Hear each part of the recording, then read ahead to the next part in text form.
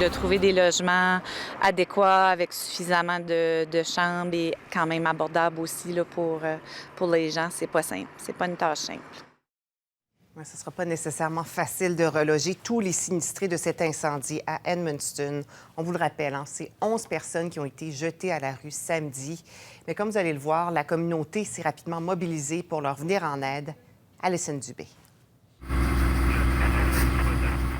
L'année 2025 a commencé sur une note bien sombre pour une famille de 5 personnes et 6 étudiants du CCNB campus d'Edmundston. Un feu de cuisson dans un des 3 logements de cet immeuble a jeté ces personnes à la rue.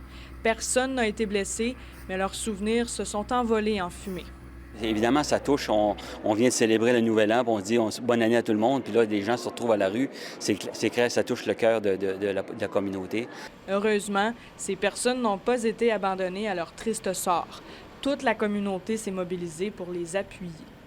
La population est très, très soutenante, très mobilisée. On reçoit beaucoup là, de messages Messenger pour des offres d'aide, des offres de vêtements de la part des organismes communautaires de la région. Donc, je pense que tout le monde s'implique beaucoup. Ceux qui n'avaient pas de place à aller, il fallait les héberger à des hôtels ou des motels. Aussi, il fallait leur donner des bons d'achat, des cartes prépayées pour des vêtements parce qu'il y a des gens qui ont tout perdu. Et aussi leur donner un montant avec la carte prépayée pour qu'ils peuvent aller chercher de la nourriture ou bien manger au restaurant pour les premiers 72 heures. Le CCNB a aussi prêté main forte. Ça implique des gens qui sont ici, soit des étudiants. Il y a le père de famille qui est là, est un employé du collège communautaire. Donc, c'est évident dès lors qu'on apprend que c'est des gens qui sont des proches de notre organisation, on fait des pieds et des mains pour être capable de trouver comme sont les moyens. Depuis samedi, la propriétaire de l'immeuble et la garderie Zamibule, qui s'occupe des jeunes sinistrés, amassent des dons. Écoutez, à la garderie, ils ont eu beaucoup d'effets.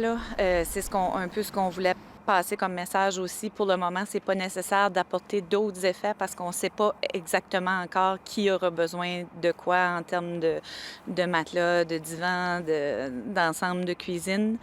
Ce qui reste difficile, c'est de loger la famille. Pour la jeune famille, c'est où ce qu'on souhaite surtout mettre l'accent là, de se dépêcher à leur trouver quelque chose rapidement pour qu'ils puissent regagner une stabilité. Une collecte de sociofinancement GoFundMe circule présentement sur les réseaux sociaux pour ramasser les dons en argent pour aider les 11 sinistrés à traverser cette dure épreuve.